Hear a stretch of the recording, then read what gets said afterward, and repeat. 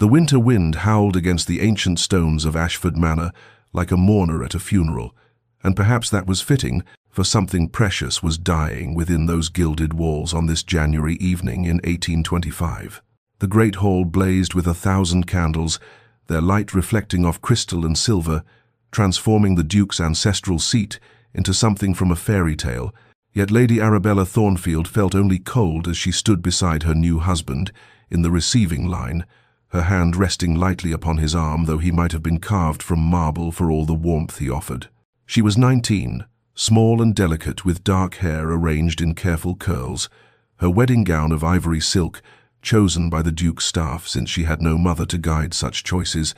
and as guest after guest offered congratulations with smiles that never quite reached their eyes, she wondered if everyone could see what she already knew in her heart, that the Duke of Ashford had not married her for love.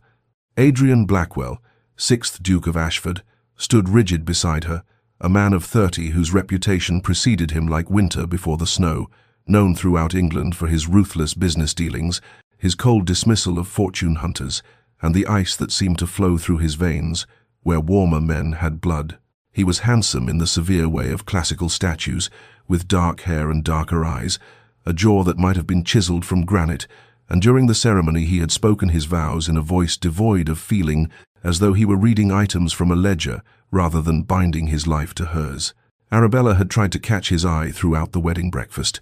hoping for some small sign of tenderness or even acknowledgement.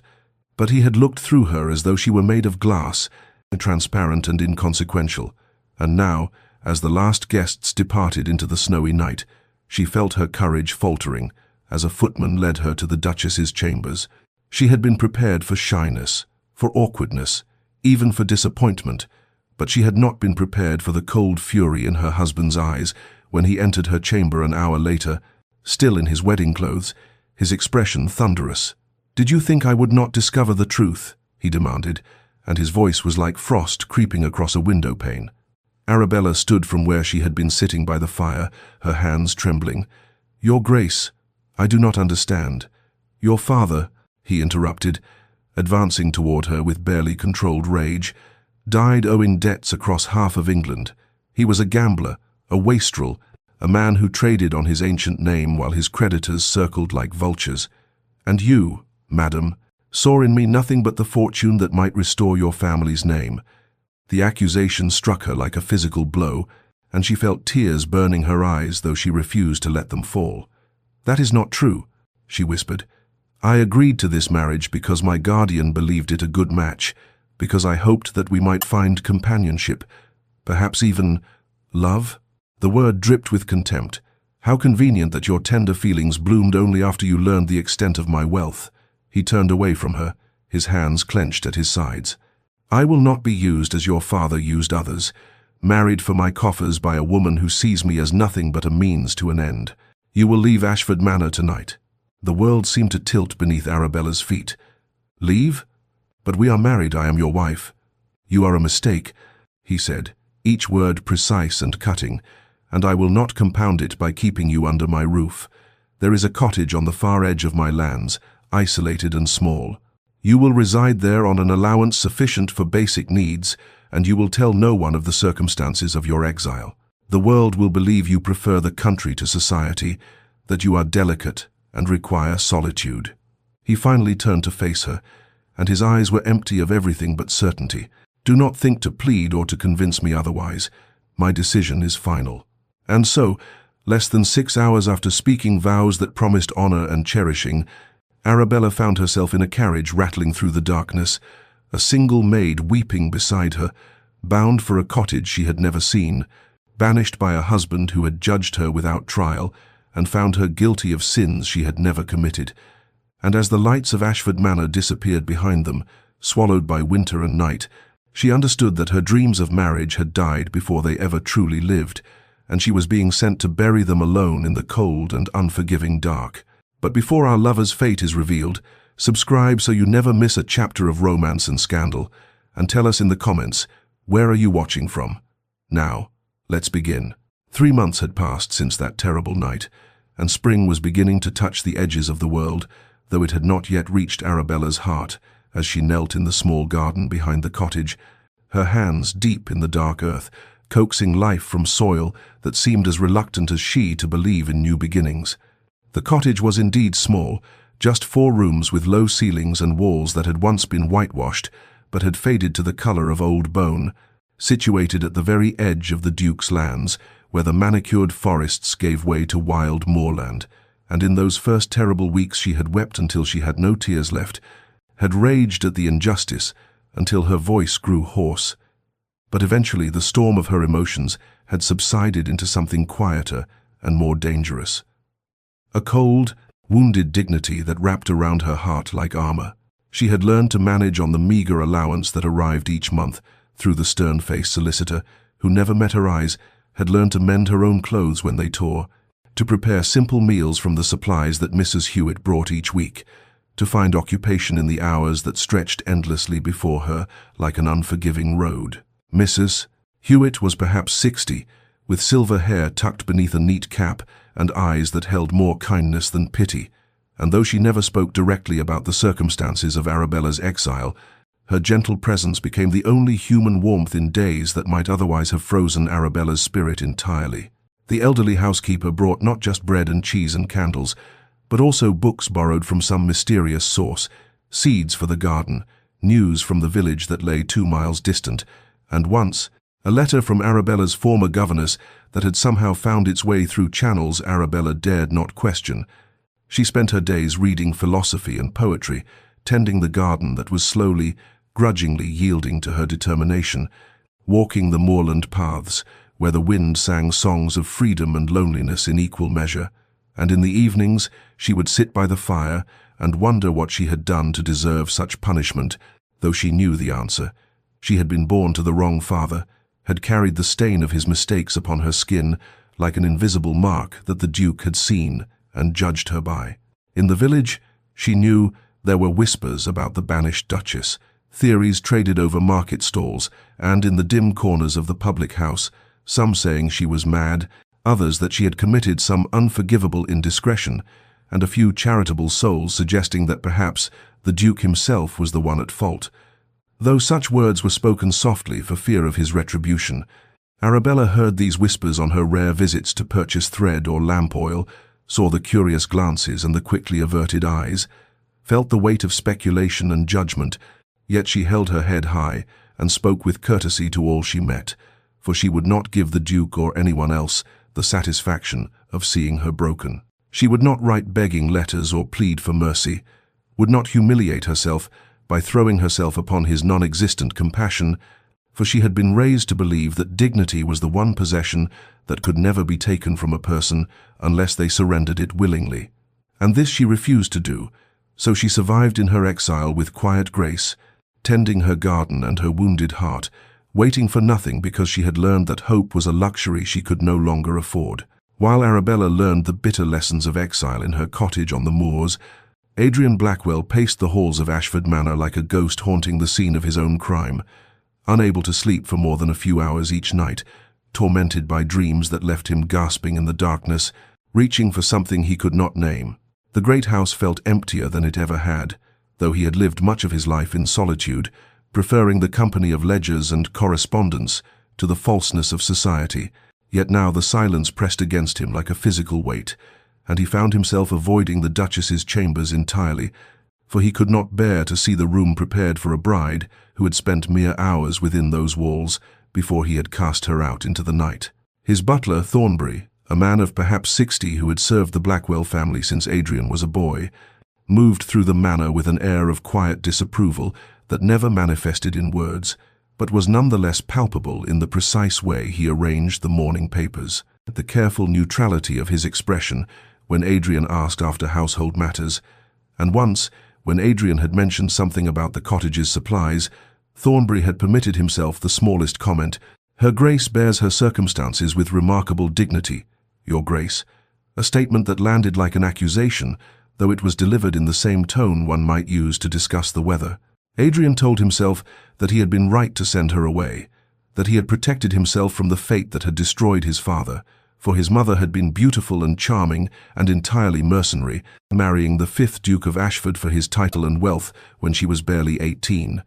and Adrian's earliest memories were of watching her spend his father's money on jewels and gowns and eventually on a lover, an Italian count who had swept her away to the continent when Adrian was 7, leaving behind a husband who never recovered from the betrayal and a son who learned that love was simply another word for transaction. His father had died when Adrian was 15, broken by grief and humiliation, and Adrian had inherited not just the title and estates but also a certainty that ran bone deep, and that women of gentle birth who married into wealth did so for calculated reasons, that affection could be performed as easily as any theatrical role, and that he would never be such a fool as his father had been, and would never permit his heart to be used as currency in someone else's scheme. Yet even as he rehearsed these justifications, he found himself requesting reports from Mrs. Hewitt about his wife's conduct,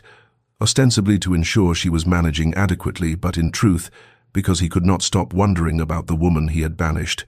could not forget the stricken look on her face when he had pronounced his judgment, the way her hands had trembled as she tried to speak, the tears she had refused to let fall even as her world collapsed around her. And Mrs. Hewitt's reports painted a picture that troubled him. Lady Arabella was kind to all she encountered, grateful for the smallest mercies, never complained about her reduced circumstances, spent her days in useful occupation rather than sulking or scheming, and displayed none of the grasping entitlement he had expected from a fortune hunter. He told himself that this was merely a performance, that she was biding her time and planning some campaign to restore herself to his good graces and his wealth. Yet as the weeks became months and no such campaign materialized, no tearful letters arrived begging for forgiveness or reconciliation, he began to feel something he had not anticipated, doubt, cold and creeping, whispering that perhaps he had been wrong, that perhaps he had judged her by sins that belonged to another woman entirely, and this possibility haunted him more than any ghost ever could. 6 months had passed since that winter night of banishment, and summer had arrived with its warmth and long golden evenings, yet Adrian found no peace in the beauty of the season as he rode toward the village near Arabella's cottage, dressed not in the fine clothes befitting his station, but in the simple garments of a country gentleman, a dark coat and plain breeches that would allow him to move through the streets without drawing attention or recognition, for he had to see her, had to witness with his own eyes whether the reports of her character were truth or performance. He had told no one of his plan, had left Ashford Manor before dawn, with only his horse and his consuming need to understand the woman he had married, and then cast aside, and as he approached the village, he felt his heart beating in a rhythm that seemed to match his horse's hooves against the packed earth of the road. He found a place to observe from a distance, near the old stone church where he could see the main street without being obviously visible himself, and he had been there perhaps an hour, beginning to feel foolish for this strange espionage, when he saw her emerge from the chandler's shop carrying a basket, her dark hair caught up in a simple style, her dress a plain cotton that had clearly been mended more than once, yet she moved with such natural grace that she might have been wearing the finest silks of London, and the dignity would have been no more evident. Adrian watched as she paused to speak with an elderly woman who was struggling with a heavy bundle, watched as Arabella immediately set down her own basket and took the burden without hesitation, carrying it toward a small cottage at the edge of the village square, while the old woman followed with expressions of gratitude. And when they reached the cottage, Arabella did not simply leave the bundle at the door, but accepted an invitation inside, disappearing from his view for nearly 20 minutes. When she emerged, her basket was lighter than before, and Adrian understood with a twist of something in his chest that she had shared her own modest supplies with someone who had even less, an act of generosity from a woman who had been reduced to near poverty by his own decree, and he felt the first crack appear in the wall of certainty he had built around his judgment of her. He followed at a distance as she made her way toward the path that led to her cottage, intending only to observe and then return to the manor. But fate or fortune intervened when his horse, startled by a dog that ran suddenly across the road, reared and sent Adrian stumbling backward into Arabella's path just as she rounded a curve. "Oh!" she exclaimed, steadying herself with one hand against a tree, her eyes wide with surprise as she looked at him, and Adrian found himself staring into a face he had tried so hard to forget, seeing the delicate features that had haunted his dreams, the eyes that held no recognition because she had no reason to expect the Duke of Ashford to appear before her in such humble dress. "I beg your pardon," he managed, his voice rougher than intended, and she smiled, actually smiled, a small, gentle expression that nearly undid him. "No harm done, sir," she said with a kindness that made his throat tight. "Your horse seems spirited. Are you injured?" The genuine concern in her voice for a stranger, the natural courtesy she extended without calculation or expectation of reward, planted seeds of doubt so deep in Adrian's heart that he knew they would grow into something that might destroy the careful fortress he had built around his emotions. And as she wished him well and continued on her way, he stood rooted to the spot, watching her disappear down the path, more troubled than he had been before this expedition, and certain of only one thing, that nothing about this woman matched the assumptions he had made, and he would find no peace until he understood the truth. The encounter with his wife, brief though it was and unrecognized by her as it had been, left Adrian restless in a way that transcended his previous disquiet, and within days of returning to Ashford Manor, he found himself summoning his man of business, a discreet individual named Graves, who had served the Blackwell family for 2 decades and who possessed both the resources and the temperament to investigate matters that required delicacy. And though Graves's expression revealed nothing when Adrian requested a thorough examination of the late Lord Thornfield's affairs and his daughter's conduct prior to the marriage, Adrian sensed the man's curiosity about this sudden interest in a wife who had been banished half a year earlier. The investigation took 3 weeks, during which Adrian paced his study with an agitation that alarmed even the imperturbable Thornbury, unable to focus on estate business or correspondence, sleeping poorly and eating less, consumed by a growing dread that he had committed an injustice so profound that no amount of regret could remedy it. And when Graves finally returned with a folder of documents and interviews, Adrian's hands trembled slightly as he reached for them, a weakness he despised in himself, yet could not control. What he learned in the hours that followed shattered every assumption upon which he had built his condemnation of Arabella. For Lord Thornfield's debts, substantial though they were, had not been accumulated through gambling or dissipation, but rather through a pattern of extraordinary generosity, lending money to friends in distress that was never repaid, standing surety for a cousin's failed business venture, paying the medical expenses for tenants who could not afford treatment, and supporting a school for poor children in his district. And while such charitable impulses had indeed left him financially ruined at his death, they spoke to a character entirely opposite to the mercenary schemer Adrian had imagined. More devastating still was the discovery that Arabella, upon learning of her father's debts shortly after his passing, had quietly sold every piece of her mother's jewelry, save for one simple locket, pieces that had been meant as her dowry and her security, and had used the proceeds to pay as many of her father's creditors as possible, reducing the scandal and protecting his name, even as she reduced herself to near poverty. And this act of filial devotion and financial sacrifice had occurred 3 months before Adrian's marriage proposal, meaning she had come to him with almost nothing, had accepted his offer knowing she brought no fortune to the union,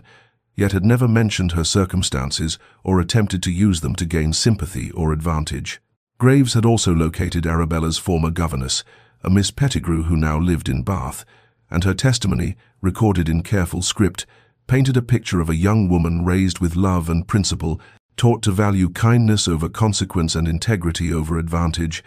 a girl who had cared for her ailing father with devotion during his final months, and who had wept not for her lost prospects, but for his suffering and the ruin of his reputation.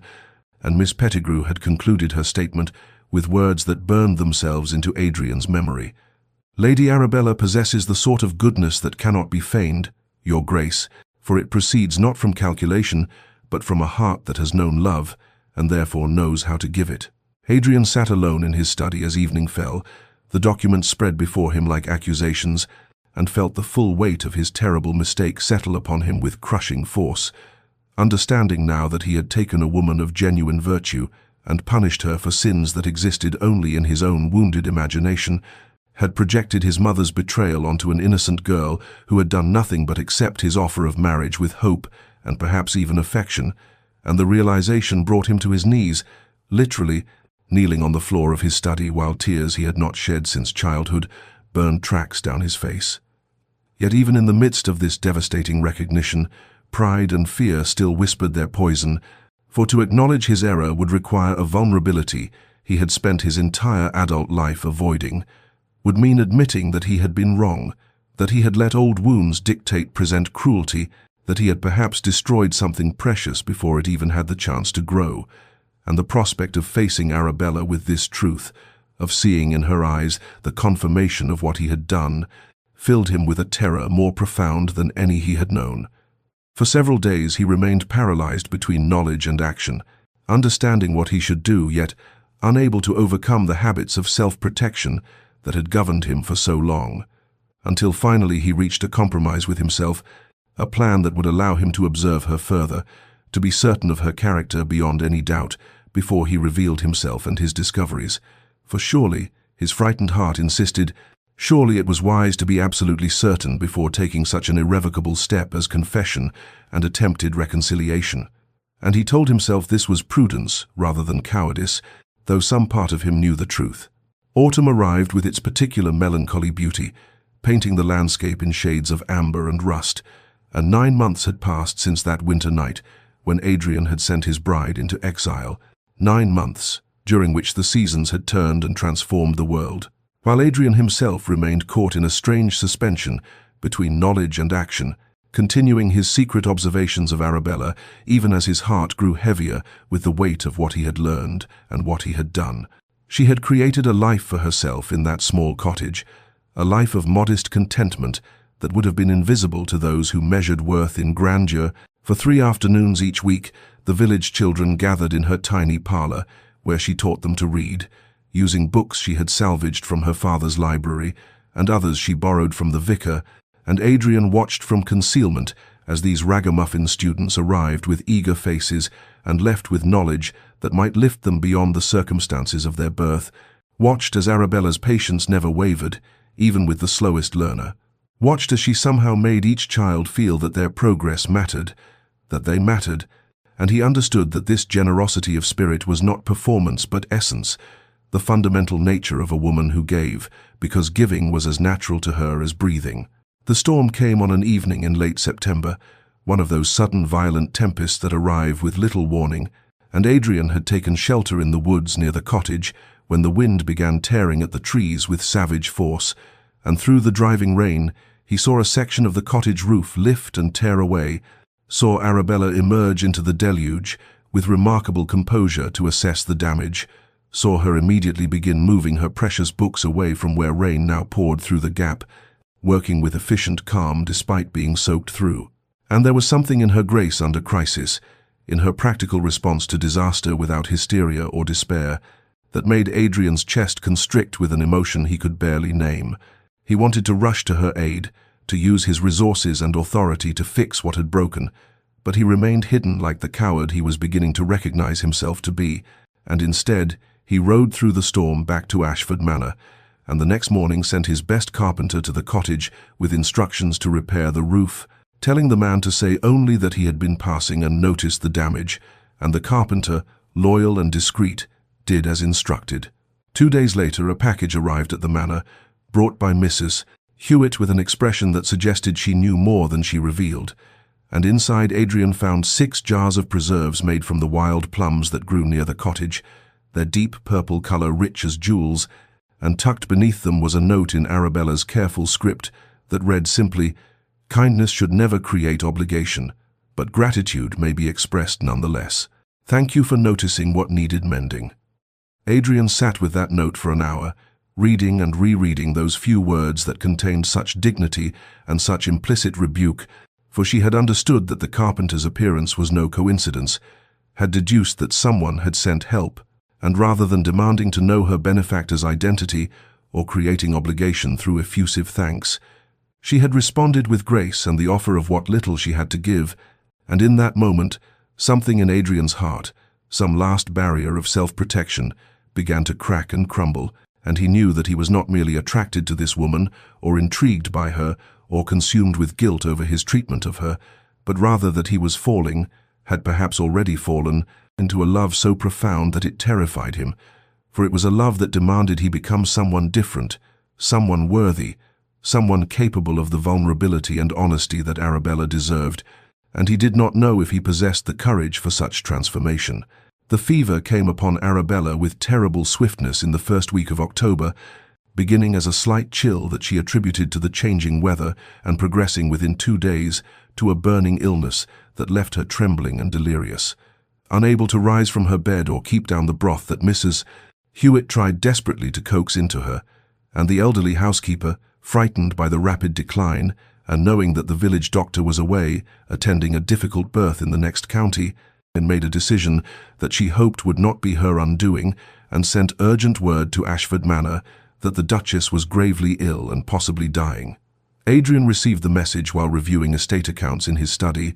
and the carefully written words on the page before him became meaningless as his vision narrowed, and his heart began to race with a terror so profound it drove all other thoughts from his mind, and within minutes he was mounted and riding toward the cottage with a recklessness that alarmed his groom, pushing his horse through the autumn twilight as though he could outrun the possibility of loss, as though speed alone might keep death from claiming the woman he had only just begun to understand he loved. He burst through the cottage door without knocking, startling Mrs. Hewitt, who was placing cool cloths on Arabella's burning forehead, and the housekeeper stepped back with a knowing look as Adrian moved to the bedside, his usual composure shattered by the sight of his wife lying so pale and still, her dark hair matted with sweat and her breathing shallow and rapid, and he knelt beside the bed with hands that shook as he touched her face, feeling the terrible heat radiating from her skin. For 3 days and nights Adrian refused to leave her side, sleeping fitfully in the chair beside her bed when exhaustion overwhelmed him, bathing her fevered skin with cool water, holding her when the chills racked her body, and speaking to her constantly, even though he did not know if she could hear him, telling her things he had never said to anyone, confessing his regrets and his fears, and his desperate wish that she would live so that he might have the chance to love her properly. And Mrs. Hewitt watched this vigil with tears in her old eyes, seeing in the Duke's haggard face and trembling hands a devotion that spoke more powerfully than any declaration. In her delirium Arabella spoke as well, her voice faint and broken, words tumbling out without the guards that consciousness would have imposed, and Adrian learned in those fractured revelations what he had destroyed, for she spoke of her wedding day hopes, and of her nervousness, and her tentative joy at marrying a man she had heard was handsome and learned, even if he seemed stern, spoke of her hurt when he had looked at her with such coldness during the ceremony, of her confusion and devastation when he had banished her. And then, in a whisper that pierced Adrian to his core, she said, "I loved him even as he sent me away, loved him though he could not see me, loved him still though I knew I should not." And Adrian buried his face in the blankets beside her, and wept with a grief and remorse so consuming that it felt as though his heart might break entirely, understanding in that moment the full measure of what his fear and pride had destroyed, the love that had been offered freely and rejected cruelly, and the future they might have had if he had possessed even a fraction of the courage and goodness that she embodied. Adrian maintained his vigil beside Arabella's bed with the fierce determination of a man who had finally found something worth fighting for, refusing to leave even when Mrs. Hewitt gently suggested he might rest in the other room, and on the second day the village doctor arrived, a gruff, elderly man named Dr. Morrison, who had attended births and deaths in these parts for 40 years, and who took in the scene before him with knowing eyes, observing the great Duke of Ashford unshaven and hollow-eyed, holding his wife's hand with a tenderness that seemed at odds with everything the doctor had heard about the man's coldness, and after examining Arabella and pronouncing that the fever had likely peaked and should break soon if God was merciful. "Doctor," Morrison remarked quietly that he had never seen devotion quite so profound, that whatever had transpired between Duke and Duchess before this moment seemed to matter far less than what he witnessed now, and Adrian merely nodded, unable to form words around the fear that still gripped his throat. On the third night the fever finally broke, and Arabella's skin cooled beneath Adrian's touch as her breathing deepened into true sleep rather than the restless tossing of delirium, and Adrian, and overwhelmed with relief and exhaustion, slumped in his chair and fell into the first genuine rest he had known in days, still holding her hand as though even in sleep he could not bear to let her go. When Arabella woke in the pale light of dawn, weak and confused, the first thing she saw was her husband, sleeping in the chair beside her bed, his head tilted at an uncomfortable angle and his hand clasping hers, and for a long moment she simply stared at him, trying to reconcile this haggard, unshaven man with the cold duke who had banished her, trying to understand what his presence here meant, and whether she possessed the strength to face whatever conversation must now occur. She withdrew her hand carefully, and the movement woke him immediately, and their eyes met in that quiet morning light, and Adrian saw in her gaze a wariness that cut him deeper than any anger could have done, for it spoke of trust broken so thoroughly that even his vigil through her illness could not immediately mend it. He began to speak then, haltingly and without the eloquence that usually came so naturally to him, telling her that he was sorry, that the words were inadequate, but they were all he had, that he had been wrong about her, wrong about everything, that his own fears and wounds had blinded him to the goodness that stood before him on their wedding night, and the confession spilled from him in broken phrases as he told her of his mother, of the beautiful woman who had married his father for a title and estate, and who had left when Adrian was 7 years old, abandoning her son without a backward glance to run away with a younger man of no fortune, and how that abandonment had taught him that women who married for position were incapable of true feeling, incapable of love, and how he had looked at Arabella on their wedding night and seen only his mother's beauty and his father's desperate hope, and had struck first before she could wound him, as his mother had wounded his father. Arabella listened to this confession with an expression that remained carefully neutral, her hands folded on the coverlet, and when he finally fell silent, exhausted by the weight of words that had been locked inside him for so long, she spoke quietly, asking him if he had truly believed her capable of such calculated cruelty, if he had looked at her frightened face on their wedding night and seen deception rather than nervousness. And Adrian could only bow his head in shame and admit that yes, he had believed the worst because believing the worst had seemed safer than risking hope. They sat in silence for several minutes, and then Arabella, still weak from her illness but possessed of a dignity that sickness could not diminish, told him that she needed time, that his confession helped her understand, but did not erase the pain of these 9 months, that she had built a life in this cottage out of the ruins he had left her with,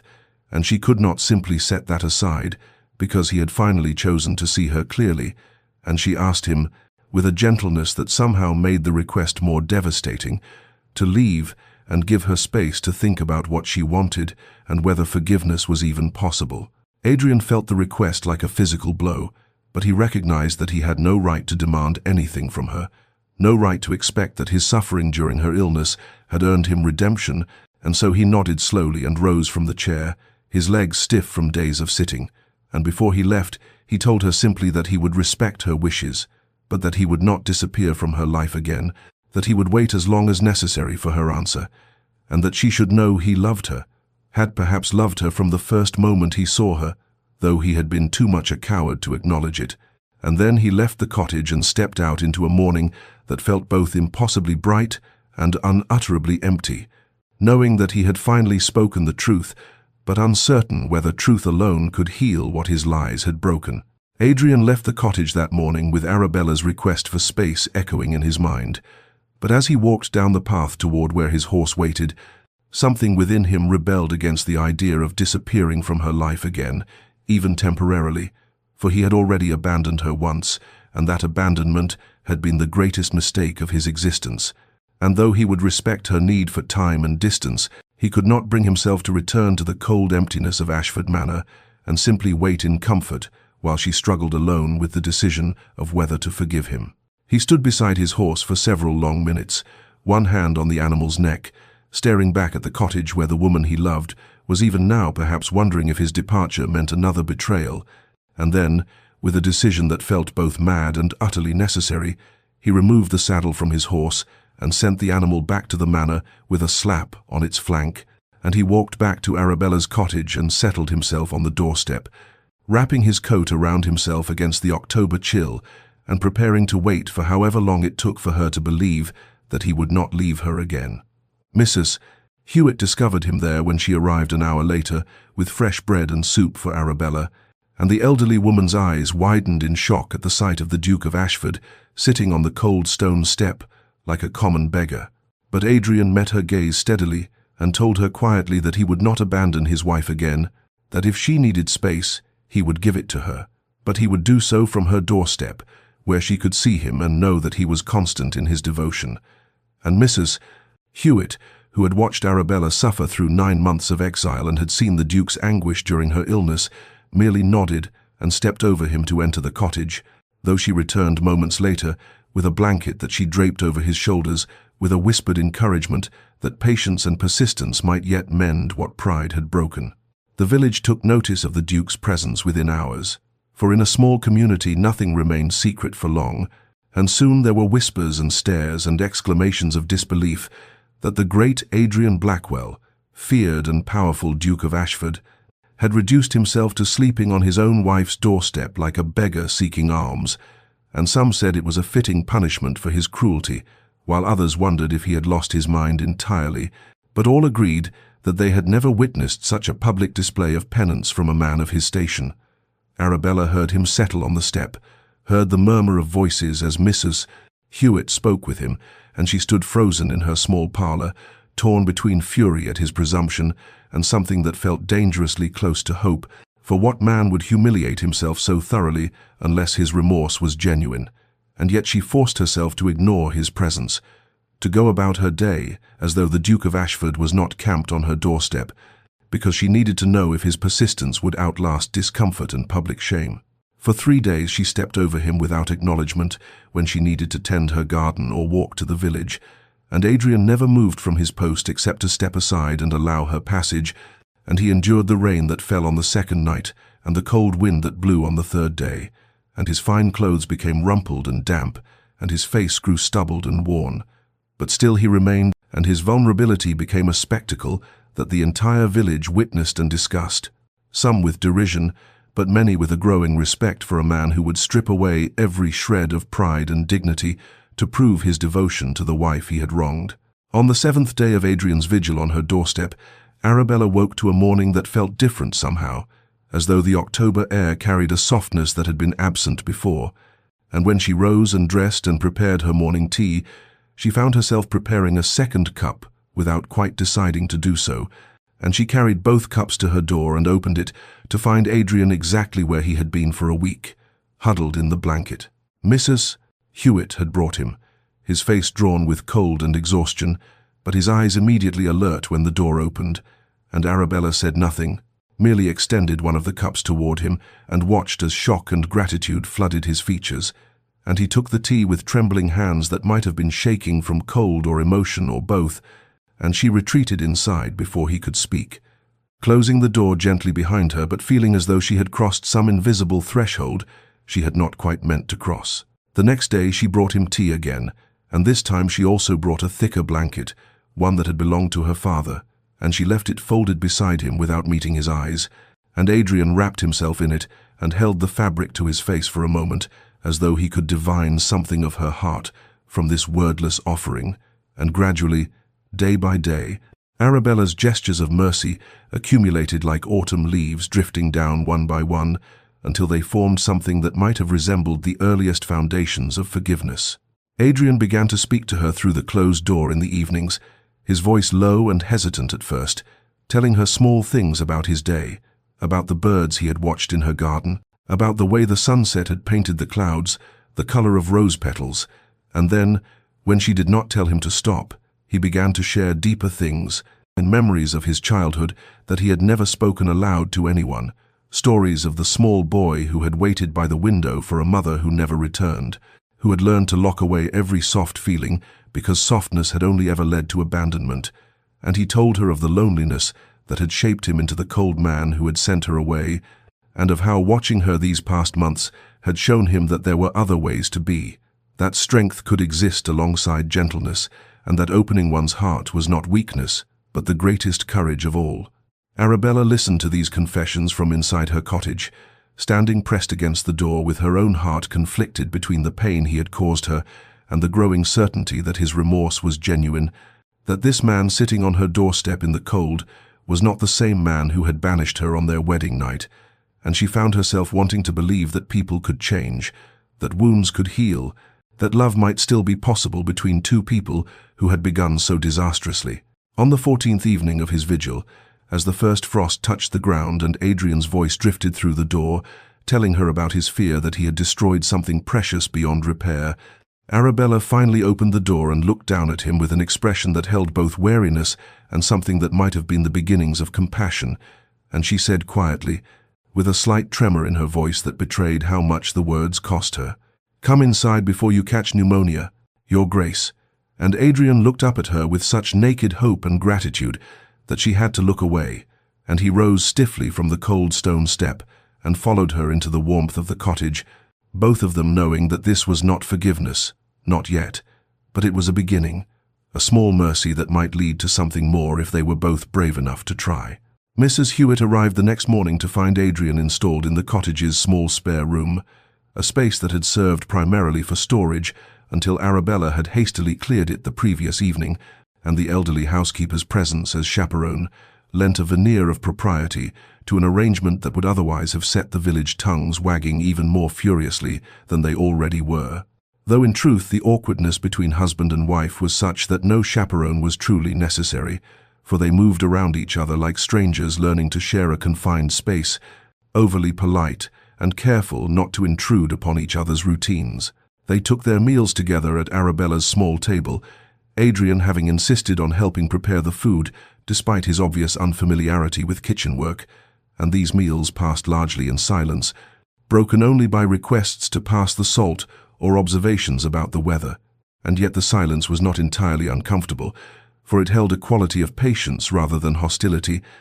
as though both of them understood that words would come when they were ready, and that forcing conversation would only build new walls between them. Gradually, over the course of days, small exchanges began to emerge, like green shoots pushing through winter soil, tentative and fragile but unmistakably alive, and Adrian would comment on a passage in whatever book lay open on the parlor table,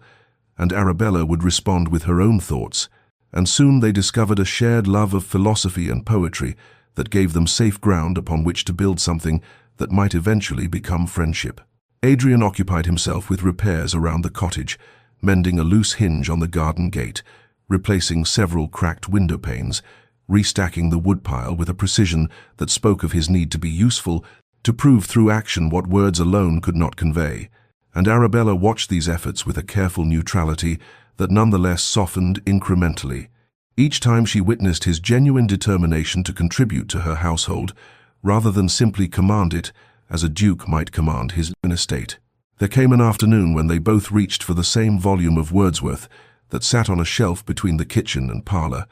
their hands meeting on the worn leather binding, and the touch sent a current of awareness through both of them that had nothing to do with the past and everything to do with the present moment, and with the man and woman they were now, rather than the strangers who had married in winter and destroyed each other before the marriage bed had even been warmed. And they both pulled away as though the book had burned them,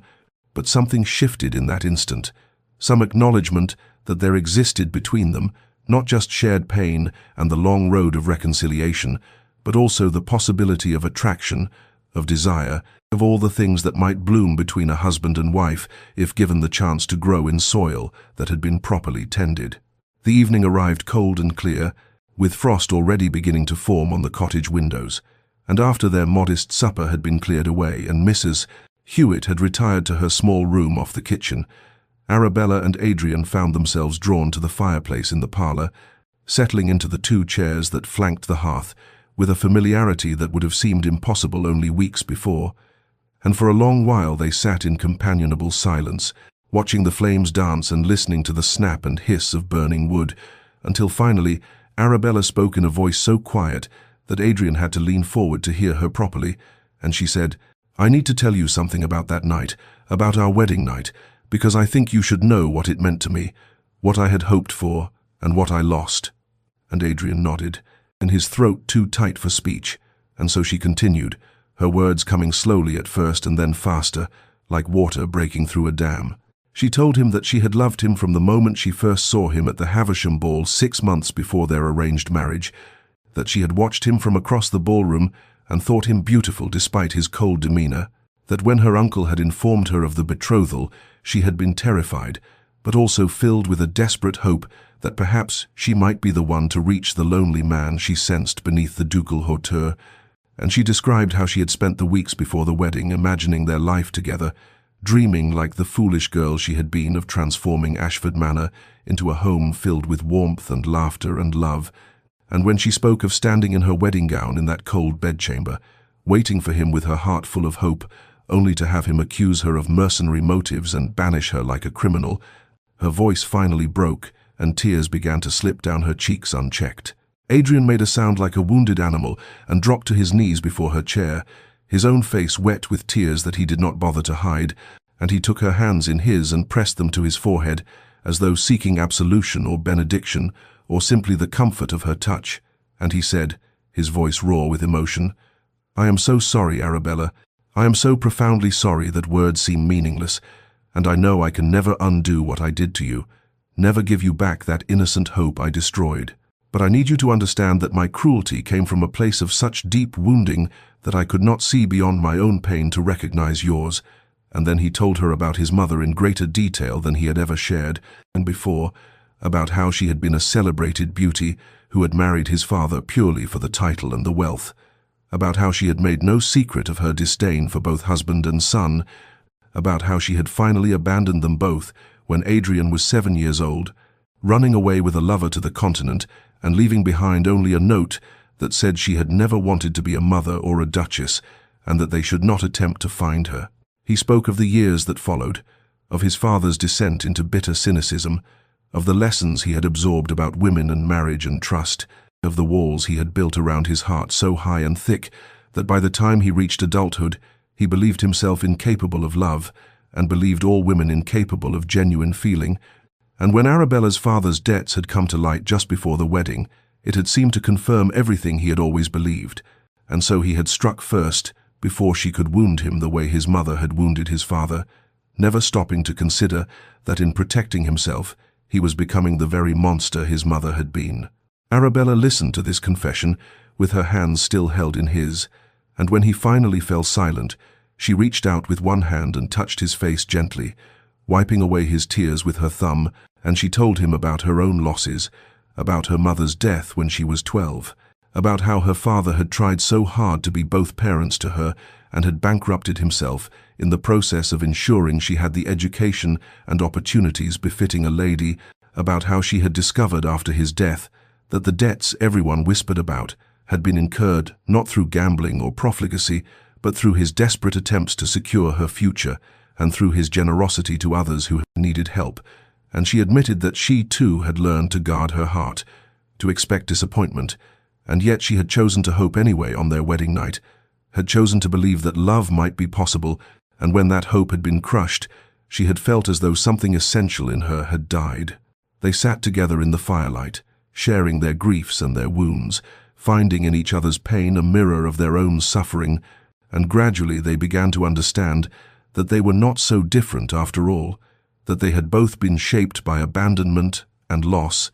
that they had both learned to survive by closing themselves off from the very connection they most desperately needed. And in that understanding, something new began to grow between them, something more solid than attraction and deeper than sympathy. A recognition that they stood on common ground at last, and that from this foundation they might build something true. The village fair arrived with the turning of autumn into its deeper phase, when the leaves had moved from gold to russet, and the air carried that peculiar crispness that spoke of approaching winter, and Arabella had planned to attend as she had the previous year, finding comfort in the simple pleasures of country life and the warmth of the villagers who had shown her such kindness during her exile. But this year was different because Adrian asked if he might escort her, his voice tentative as though he expected refusal, and she found herself agreeing after a long moment of internal deliberation, thinking that perhaps it was time to test the fragile understanding they had built in the firelit intimacy of the cottage against the scrutiny of the outside world. Their appearance together caused an immediate sensation that rippled through the fairgrounds like wind across wheat, heads turning and conversations stopping mid-sentence, as the Duke of Ashford walked beside his banished wife, with a careful attentiveness that seemed to surprise everyone who witnessed it, and Adrian bore the stares and whispers with a dignity that was entirely new, making no attempt to intimidate or silence the gossips, but instead focusing all his attention on Arabella, asking what she would like to see first, whether she was warm enough, if she would care for some refreshment, and his solicitude so genuine that even the most skeptical observers found themselves reconsidering their assumptions about the cold Duke and his mysterious marriage. He won her a ribbon at the archery contest, his skill with a bow evident in the clean flight of his arrows toward the target, and when he presented the prize to her with a slight bow and a smile that transformed his usually stern features into something almost boyish. Arabella felt her breath catch in a way that had nothing to do with the autumn chill, and everything to do with the realization that she was seeing him as he might have been if life had been kinder to him, if his mother had not taught him that love was a weapon and trust a fool's currency, and she accepted the ribbon with a murmured thanks that did not quite hide the emotion in her voice. Later, he bought her hot cider from a vendor's stall, warming the cup between his hands before giving it to her, and they stood together watching the Morris dancers perform their intricate steps. And when one of the dancers invited audience members to join them, Adrian looked at Arabella with a question in his eyes, and she found herself nodding, laughing as he led her into the circle, with an awkward grace that spoke of his unfamiliarity with such common pleasures. And for those few minutes as they moved through the simple dance steps, surrounded by villagers and farmers and tradesmen, she forgot entirely about duchesses and dukes and society's expectations, and simply existed as a woman dancing with a man who was trying so very hard to earn her forgiveness. The moment of pure joy that followed was something she would remember long afterward, the way her laughter came freely and unguarded for the first time since their wedding night, the way Adrian's face lit up when he heard it, as though she had given him a gift beyond price, the way the autumn sun slanted through the trees and made everything seem touched with gold, and in that instant she caught a glimpse of what their life might become if they could find the courage to truly begin again, not weighted down by the past but learning from it, not pretending the wounds had never existed, but acknowledging that even deep cuts could heal if properly tended. As evening approached and the fair began to wind down, they walked slowly back toward the cottage, neither quite ready for the day to end, and when they reached her gate, Adrian turned to her, and there was such longing in his expression, such careful hope, that Arabella knew he wanted to kiss her, and for a heartbeat she wanted it too, wanted to close the distance between them and discover if his lips might be as gentle as his recent actions suggested. But fear rose up to choke the impulse, before it could fully form, fear that if she gave herself to hope again, she would only be setting herself up for another devastating fall, and so she pulled back and whispered, "I'm not ready yet, Adrian. I'm sorry, but I'm just not ready." And though disappointment flickered across his features, he only nodded and said with quiet understanding, "I will wait as long as you need, Arabella. I will wait forever if that is what it takes." And she went inside alone while he returned to his room at the village inn, both of them carrying with them the memory of a day when happiness had seemed almost within reach, so close they could nearly taste it, yet still separated by the canyon of broken trust that only time and patience could bridge. The letter arrived on a grey morning 3 days after the fair,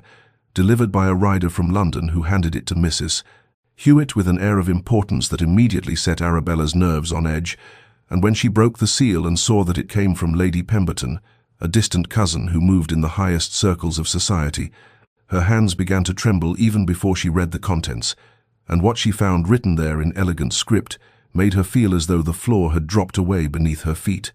For Lady Pemberton wrote, with the poisonous sweetness of false concern, to inform her that London society was ablaze with speculation about the Ashford marriage, that rumours were circulating about why the Duke had banished his bride, with some saying she must have been defective in some fundamental way to warrant such rejection, while others whispered that she had gone mad on her wedding night and had to be confined for her own safety,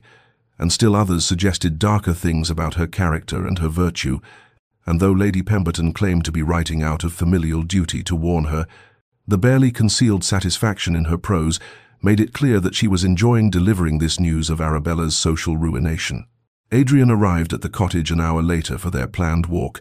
and found Arabella sitting rigid in her chair by the window, the letter crumpled in her lap, her face pale and her eyes holding that same wounded look he remembered from their wedding night, and when he asked what was wrong, she simply handed him the letter without speaking, watching as his expression transformed from concern to fury as he read, his jaw clenching and his knuckles going white where he gripped the paper, and he began to pace the small parlour like a caged wolf, his voice rough with rage, as he cursed the gossip-mongers and their cruel tongues, swearing that he would make them retract every vicious word, that he would challenge anyone who dared speak ill of her, that he would see them all in hell before he let them destroy her reputation. But his anger, however well-intentioned, only made Arabella feel worse because it reminded her that she had no control over her own fate,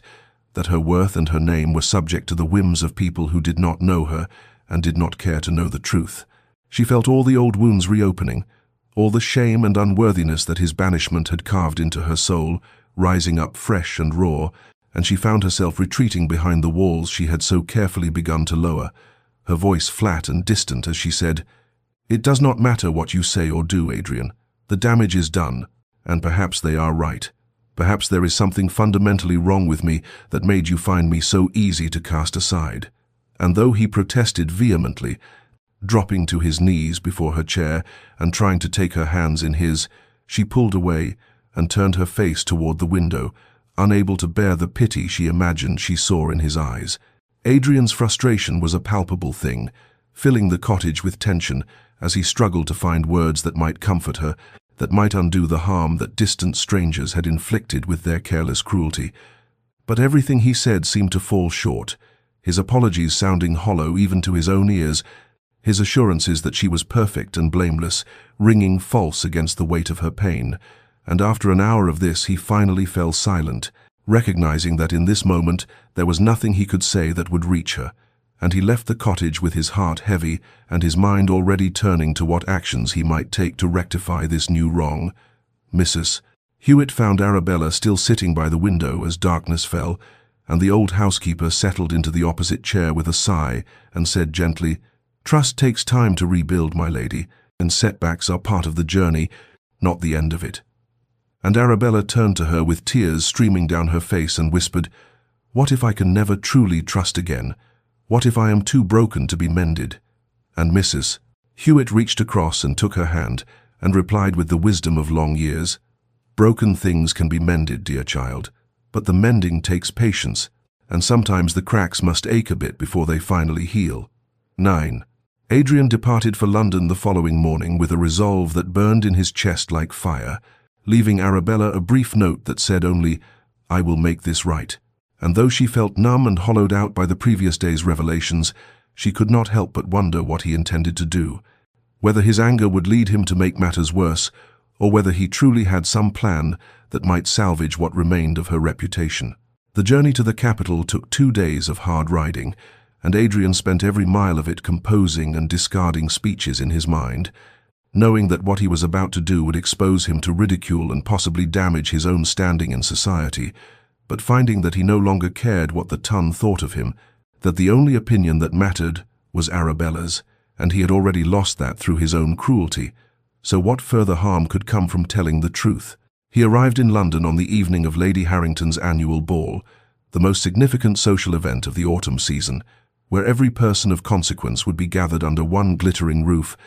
and he sent word ahead that the Duke of Ashford would be in attendance, knowing that his presence after months of absence would draw immediate attention and that the gossip about his marriage would be the first topic on everyone's lips. When he entered the ballroom that evening, the conversations did not merely pause but stopped entirely, hundreds of pairs of eyes turning toward him with barely concealed curiosity and speculation, and he could see in their expressions that they were already cataloguing his appearance for later dissection, already preparing their cutting remarks about the Duke whose bride had proven so unsatisfactory that he had been forced to hide her away, and he let them look their fill before he walked directly to the center of the room and requested the orchestra's silence, his voice carrying across the stunned assembly with an authority that commanded immediate obedience. What followed was a speech that would be repeated in drawing rooms and gentlemen's clubs for months afterward, as Adrian Blackwell, Duke of Ashford, stood before the cream of society and declared in clear, unwavering tones that the separation from his wife had been entirely his fault, that he had acted on unfounded suspicions and allowed the wounds of his past to poison his judgment, that Lady Arabella was a woman of impeccable character and extraordinary kindness, who had shown him more grace than he deserved, and that any rumors suggesting otherwise were not merely false but malicious lies that he would not tolerate. He praised her intelligence, her compassion, her dignity in the face of treatment that would have broken a lesser person, and he looked directly at Lady Pemberton as he said that anyone who spoke ill of his wife would answer to him personally, the implicit challenge in his words making several gentlemen shift uncomfortably and causing Lady Pemberton to pale and suddenly find her fan fascinating. The ballroom remained utterly silent when he finished, and then slowly, almost hesitantly, the Earl of Somerset began to applaud, and others joined him until the sound filled the space, and Adrian knew that while he had not erased all the damage, he had at least shifted the narrative, had made it clear that Arabella was under his protection and that her honor was his to defend. He left London the next day with a portfolio full of letters that had been delivered to his hotel, apology notes from society matrons who wished to make amends with the Duchess of Ashford, invitations for them both to various events, and obsequious messages from people who had been all too eager to spread rumors but were now desperate to distance themselves from the gossip. And as he rode back toward the cottage, he felt something he had not experienced in years, a sense that he had done something truly right, that he had used his power and position not to intimidate or control but to protect someone who deserved protecting. When he arrived at the cottage and placed the letters in Arabella's hands, watching as she read through them with wide eyes that slowly filled with tears, he said simply, "I told them the truth, that you are everything good and I was the fool who failed to see it." And she looked up at him with an expression he could not quite read, something between gratitude and wonder and the first tentative stirrings of belief, and she whispered, "You did this for me." And he replied, "I would do far more than this, Arabella. I would remake the entire world if it would take away even a fraction of the pain I have caused you." And in that moment, she began to believe that perhaps his transformation was real, that perhaps the man standing before her was truly different from the one who had sent her away into the cold and dark. And though she was not ready to forgive completely, she felt the ice around her heart beginning to crack. The first snow fell on the anniversary of their wedding, a year to the day since Adrian had sent Arabella into the darkness with words that had shattered both their lives, and when she woke that morning to find the world transformed into a landscape of white silence,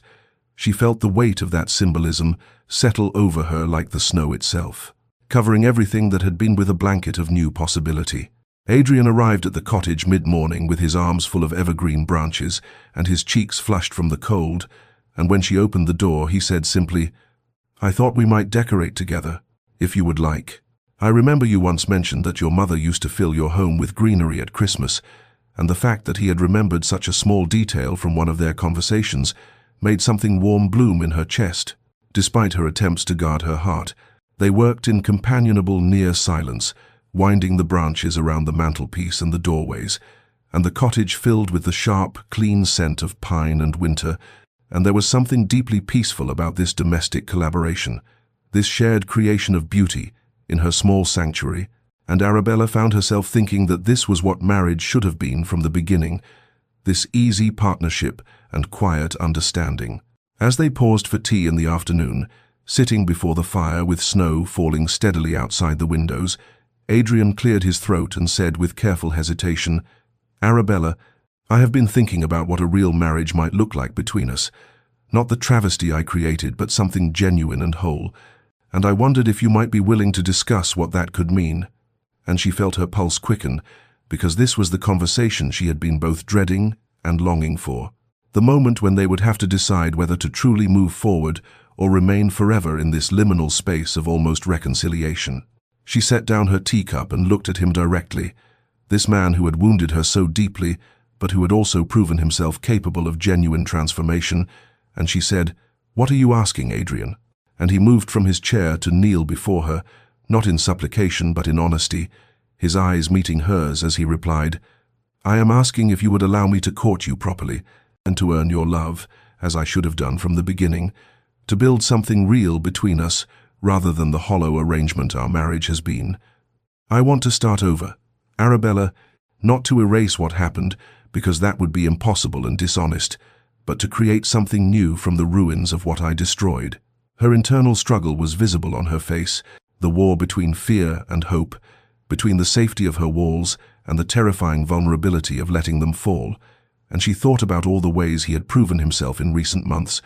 his patience and his public defense of her honor, and his willingness to endure discomfort for her sake, but she also remembered the crushing pain of that wedding night, and the long months of exile, and the fear that he might one day decide she was not worth the effort after all. She took a deep breath and said, "If we do this, Adrian, there must be boundaries. I cannot simply surrender myself to you and hope that you will not break me again. I need to know that my voice will be heard, that my feelings will matter, that I am not just an object to be possessed, but a person to be partnered with." And he nodded immediately and said, "Whatever boundaries you need, whatever time you require, I will respect them all. You set the pace of this courtship, Arabella, and I will follow where you lead." She found herself saying yes before she had fully decided to, the word escaping her lips like a bird released from a cage, and she added quickly, "But slowly. Adrian, we must go slowly. I am not ready to trust completely, not yet." And he reached for her hand with a question in his eyes, and when she nodded permission, he raised it to his lips and kissed her knuckles with a reverence that made her breath catch, and he whispered, "Slowly, then, as slowly as you need, and I will ask permission for everything, every touch and every step forward, because your comfort and your healing matter more to me than my own desires." The weeks that followed Adrian's proposal of courtship unfolded with a gentleness that Arabella had never imagined possible, each day bringing small moments of connection that slowly but inexorably wound themselves around her heart, like the climbing roses that would soon bloom again in her cottage garden. Adrian arrived each morning with some thoughtful offering, never grand or ostentatious but always perfectly chosen to show that he had been paying attention to her words and her preferences, one day bringing a new volume of poetry by a writer she had mentioned admiring, another day arriving with seeds for her garden that he had procured from a botanist in the neighboring county, and on a particularly meaningful afternoon he presented her with a portrait of her mother that he had tracked down and purchased from a distant cousin who had acquired it after her father's estate was sold, and when Arabella saw her mother's gentle face looking back at her from the canvas, she wept openly, and Adrian simply stood beside her and let her cry without trying to fix or minimize her grief. They took long walks through the countryside as winter gradually loosened its grip, and the first hints of spring began to emerge in patches of snowdrops and the swelling of buds on bare branches. And during these walks they talked about everything and nothing, about books and philosophy and the nature of forgiveness, about childhood memories both sweet and painful, and about their hopes for what their life together might become if they could truly learn to trust one another. Arabella found herself opening like one of those spring flowers, carefully and gradually but unmistakably sharing pieces of herself that she had kept locked away during the long months of exile, and Adrian received each revelation with a reverence that made her feel seen and valued in ways she had never experienced. The crisis came on an afternoon in early March, when they had a disagreement about his insistence on increasing her allowance, a practical matter that should not have caused such turmoil, but which triggered something deep and primal in Arabella, the old fear that he saw her as someone who needed to be managed and controlled rather than partnered with, and she found herself lashing out with words sharper than she intended, accusing him of trying to buy her affection and manipulate her into gratitude. She watched his face carefully as she spoke, bracing herself for the anger and withdrawal she expected, the Duke of Ashford emerging to put her in her place and remind her of all the ways she was dependent on his generosity. But instead, Adrian simply stood very still and listened until she had exhausted her fury, and then he said quietly, "You are right. I handled that poorly. I should have discussed it with you, rather than simply deciding. And I am sorry that I made you feel as though your opinion did not matter." And the fact that he did not defend himself or retreat into cold formality, but instead acknowledged his mistake and apologized with genuine humility made Arabella realize with startling clarity that he had truly changed, that the man before her was not the same person who had sent her away, and she felt something shift fundamentally in her heart. That evening, as they sat together in the cottage parlor, she reached for his hand, the first time she had initiated physical contact between them, and she said with a voice that trembled only slightly, "I am falling in love with you, Adrian, with the man you have become, and that terrifies me because I do not know if I can survive being broken again. But I also know that I do not want to live the rest of my life behind walls. So I am choosing to be brave. I am choosing to believe that what we are building together is real and lasting." And Adrian brought her hand to his lips and kissed it with a tenderness that made her breath catch, and he whispered, "Then I will spend every day proving that your bravery is not misplaced, that your trust is not a mistake, that you are loved completely and unconditionally for exactly who you are." Spring arrived with an abundance that felt almost excessive in its beauty, as though nature itself was celebrating the transformation that had taken place over the long winter months. And when Arabella woke one morning to find the cottage garden suddenly alive, with daffodils and the trees wearing delicate coronets of new leaves, she felt that the world was offering her a visible symbol of renewal and rebirth. And perhaps that was why, when Adrian arrived that afternoon and asked if they might take a walk to the old stone bridge that crossed the stream at the edge of the property, she agreed without hesitation, sensing that something significant was about to unfold between them. They walked in comfortable silence for a time, their shoulders occasionally brushing as they navigated the narrow path, and Arabella was acutely aware of how natural this felt now, how the awkwardness and tension that had characterized their early interactions had given way to an ease that she had never thought possible. And when they reached the bridge, Adrian stopped and turned to face her with an expression of such vulnerability and hope that her breath caught in her throat. He took both her hands in his, a liberty she had granted him only recently, and he said with a voice that trembled slightly, "Arabella, I have a question to ask you, and I need you to answer honestly, even if that honesty causes me pain, because I would rather know the truth than live in false hope." And she nodded for him to continue, her heart beginning to race, because she thought she knew what he was about to ask, and she was not certain she was ready to give the answer he sought. Adrian drew a deep breath and said,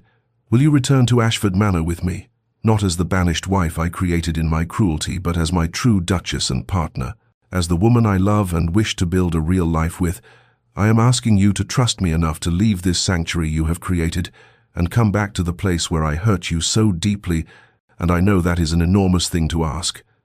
And Arabella felt her stomach tighten with sudden anxiety, because the cottage had become her refuge and her safety, and the thought of returning to those grand, cold rooms where she had experienced such rejection made something inside her recoil instinctively. She pulled her hands from his and walked a few steps away, her mind racing through all the reasons why this was too much too soon, why she could not possibly trust those walls that had witnessed her humiliation, and she said with her back still to him, "I do not know if I can do that, Adrian. This cottage is where I learned to survive without you, where I built a life from the ruins you left me with, and Ashford Manor represents everything that broke in me. How can you ask me to go back there?" She heard him move closer, but he did not touch her, respecting the distance she had put between them, and he said quietly, "Then we will not. We will make the cottage our primary home. I will move my life here rather than asking you to return to a place that holds such painful memories. Arabella, I do not need the grandeur of Ashford Manor. I do not need the vast rooms and the servants and the appearance of ducal authority.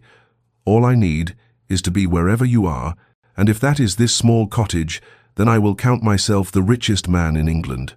She turned to look at him and saw in his face complete sincerity. This powerful duke, who commanded respect and fear throughout the county, offering to abandon everything for her comfort. And she realized that this was the final proof she had been waiting for without knowing it, the ultimate demonstration that she mattered more to him than pride or position or the opinions of society. And she felt the last of her protective walls crumble and fall away like the winter snow melting before the spring Sunday. She walked back to him and placed her hands on his chest, feeling his heart beating rapidly beneath her palms, and she said with a clarity that surprised her, "I choose to believe in us, Adrian. I choose to trust that what we have built together is strong enough to withstand even the ghosts of Ashford Manor. So yes, I will return with you. Not because you have proven yourself worthy through suffering, though you have done that, but because I genuinely believe that we can create something beautiful together, something that honors both the pain we have survived and the love we have discovered." The journey back to Ashford Manor took place on a morning when the world seemed suspended between winter's end and spring's true beginning, and as the carriage rolled through the iron gates that Arabella had last seen on that terrible wedding night over a year ago, she felt Adrian's hand close around hers with a gentle pressure that seemed to say without words that he understood her trepidation and would not let her face this homecoming alone. The staff had assembled in the grand entrance hall just as they had done for her arrival as a bride, but this time there was no coldness in their faces, no uncomfortable uncertainty about how to treat the banished duchess. Instead, Thornbury stepped forward with what might have been the first genuine smile Arabella had ever seen on his usually impassive face, and he said with quiet dignity, "Welcome home, Your Grace. We are honored to have you return to us." And the other servants echoed his sentiment with warm murmurs of greeting that brought unexpected tears to Arabella's eyes. Adrian led her up the sweeping staircase to the chambers that had been designated as hers during that brief, terrible night. But when he opened the door, she gasped, because the room had been completely transformed. The heavy, dark furnishings that had made it feel like a mausoleum, replaced with lighter pieces in warm woods, the oppressive burgundy draperies exchanged for curtains in soft cream that allowed the spring sunlight to flood the space. And everywhere she looked, she saw evidence of Adrian's attention to her preferences: the small writing desk positioned by the window where she could look out over the gardens, the bookshelf already filled with volumes he knew she loved, the portrait of her mother given pride of place above the fireplace, and most touching of all, a vase of daffodils on the bedside table with a note in Adrian's hand that read simply, "For new beginnings." She turned to him with tears streaming down her face and said, "You did all this for me," and he replied with a voice thick with emotion, "I wanted you to know from the moment you entered these rooms that they are yours in truth, that you are not a guest or an interloper, but the mistress of this house and the keeper of my heart. And if anything here displeases you, we will change it immediately, because your comfort and happiness matter more to me than any tradition or expectation." The days that followed were filled with small acts of reclamation as Arabella gradually made Ashford Manor feel like a home rather than a prison, and Adrian was constantly at her side, supporting her efforts and deferring to her judgment in all matters of household management, making it clear to everyone that the Duchess of Ashford was not merely decorative but a true partner in all things. When they hosted a dinner for the villagers who had shown Arabella kindness during her exile, inviting humble farmers and shopkeepers to dine in the grand hall where normally only nobility would sit, Adrian rose at the end of the meal and said to the assembled guests, "I asked you here tonight because I wanted to publicly acknowledge and thank those of you who showed my wife compassion and friendship when I had failed her so completely. You treated her with the respect and dignity that I, in my arrogance and fear, denied her, and I am deeply grateful for the kindness you extended to her during the darkest period of both our lives." And his words moved many of the guests to tears, and established beyond doubt that things at Ashford Manor had fundamentally changed. The most sacred moment came on a quiet evening 2 weeks after their return, when Adrian asked Arabella to meet him in the small private chapel that stood in the manor's oldest wing, and when she arrived she found it lit with hundreds of candles and the elderly vicar from the village waiting with a gentle smile. And Adrian took both her hands and said, "Our first wedding was a mockery of everything marriage should be. I spoke vows I did not mean and made promises I immediately broke, so I wanted to ask if you would renew those vows with me now, not before a crowd of society observers, but here in this quiet place with only God and this good man as witnesses. And this time, when I promise to love and cherish you, it will be the absolute truth of my heart." And Arabella felt such overwhelming love for this man, who had hurt her so deeply, and then worked so patiently to heal the wounds he had caused, that she could barely speak. But she managed to whisper, "Yes, I will marry you again. I will bind my life to yours with full knowledge and full heart."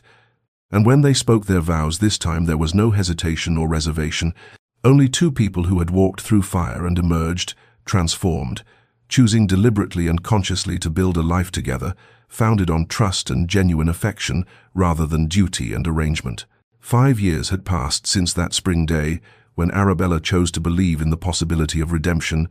and now as she sat at the breakfast table in Ashford Manor's sun-filled morning room, watching Adrian help their 4-year-old daughter Catherine cut her toast into precise squares while their infant son James gurgled contentedly in his cradle nearby, she felt a profound sense of gratitude for the circuitous path that had brought them to this moment of ordinary domestic happiness, the kind of happiness that would have seemed impossible during those dark months in the cottage when she had believed herself permanently exiled from love and belonging. Adrian looked up from his task and caught her eye with a smile that still had the power to make her heart quicken, and she thought how remarkable it was that this man, who had once been so imprisoned by fear and pride, had become the most devoted father and husband she could have imagined. patient with the children's endless questions and never too important or busy to participate in the small rituals of family life that gave their days structure and meaning. The estate itself had been transformed under their joint stewardship into a place known throughout the county, not for the Duke's fearsome reputation, but for the compassion and justice with which he and his Duchess treated everyone, from the highest nobleman to the humblest tenant farmer. And Arabella had established a school in the village where children of all stations could learn to read and cipher, funded by a portion of the estate's income that Adrian had insisted be set aside for charitable purposes, because he said he wanted their children to grow up understanding that privilege carried responsibility. They still spent time at the cottage, which they had expanded slightly but kept deliberately simple, and those retreats to the place where their true marriage had begun remained sacred to both of them, a reminder that love built in hardship and tested by time was stronger than any grand gesture or elaborate display. Arabella thought often about that terrified 19-year-old girl who had been sent away on her wedding night, and while she would never say she was grateful for that suffering, she had come to understand that it had been necessary somehow, that both she and Adrian had needed to be broken down to their essential selves before they could build something authentic together, and she knew with absolute certainty that the easy affection of an arranged marriage that had never faced crisis could not have produced the depth of understanding and commitment they now shared. Adrian reached across the table to take her hand, a gesture he made dozens of times each day, as though he still could not quite believe she was real and present and his, and he said quietly, "What are you thinking about with such a serious expression?" And she replied with complete honesty, "I was thinking about how grateful I am for second chances, for the courage it takes to trust again after being hurt, and for the patience we both learned during those long months of healing." And he brought her hand to his lips and kissed it gently and said, "Every day I wake up knowing I do not deserve the gift you have given me in choosing to forgive and love me, and every day I am determined to prove myself worthy of that choice." Dear listener, if you have stayed with this story through all its sorrows and transformations, perhaps you have recognized in Arabella and Adrian's journey something of your own struggles with trust and vulnerability, for we all carry wounds from times when we were not treated with the care we deserved, and we all face the question of whether we can risk opening our hearts again after they have been broken. The truth this story offers is not that love conquers all, or that time heals all wounds, but rather that genuine transformation is possible when two people are willing to do the difficult work of honest communication and patient understanding, when they choose daily to honor their commitment, even when it would be easier to retreat into self-protection or pride. Love requires courage, the courage to be vulnerable when every instinct screams for you to build walls, the courage to forgive without forgetting, but also without using past pain as a weapon, the courage to believe that people can change even when you have evidence of their capacity to hurt you. But love also requires patience, the patience to allow healing to unfold at its own pace rather than demanding immediate restoration, the patience to recognize that trust must be rebuilt through accumulated small actions rather than grand gestures, the patience to sit with discomfort and uncertainty while waiting to see if the transformation you hope for will prove real and lasting. If you are in a season of heartbreak or disappointment,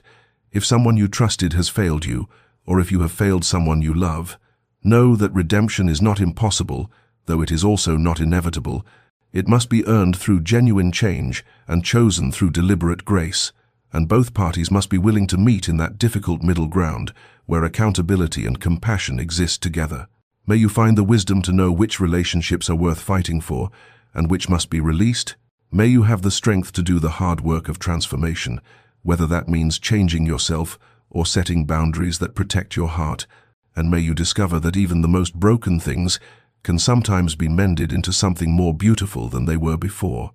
Rest well, dear listener, and know that your story is still being written. If you enjoyed this tale of redemption and second chances, please consider subscribing to Enchanted Quill Chronicles for more stories of love, transformation, and the resilience of the human heart.